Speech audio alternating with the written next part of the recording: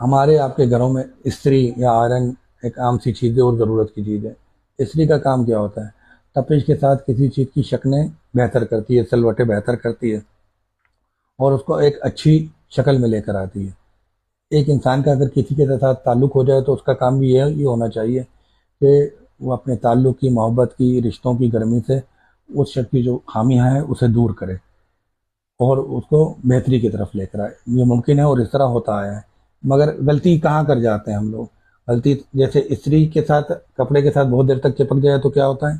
وہ کپڑے کو جلا دیتی ہے، نقصان پہنچا دیتی ہے، خراب ہو جاتا ہے۔ اسی طرح اگر ہم کسی کو سمجھانے کے لیے، نصیحت کرنے کے لیے چپکو اسٹائل اپنا لیں گے، اس کے ساتھ چپک کر رہیں گے اور ہر موقع پر کسی کو تانا تنقید کا نشانہ بنائیں گے اور اپنے طور پر ہم یہ سمجھیں گے کہ یہ ہم اپنے جذبات اور محبت کی گرمی کے ساتھ چپک چپک کر اس کے معاملات بہتر کر رہے ہیں، آخر میں کیا ہونا ہے؟ اس کی کھال ادھڑ جانی ہے، اس کا ذہنی جسم خراب ہو جانا ہے اور اس نے آپ سے دور بھاگنا ہے اور آپ سے کوشش کرنی ہے کہ قطع تعلق کر لے۔ تو قطع تعلق کی نوبت نہ آنے دیں، استری کو نارمل طریقے سے چلائیں، جذبات کی استری کو، تاکہ شکنیں اور سلوٹیں درست ہوں، خامیاں دور ہوں، نہ کہ کسی کی کھال جلا دی جائیں۔ احتیاط کریں رشتوں میں، سکون پائیں۔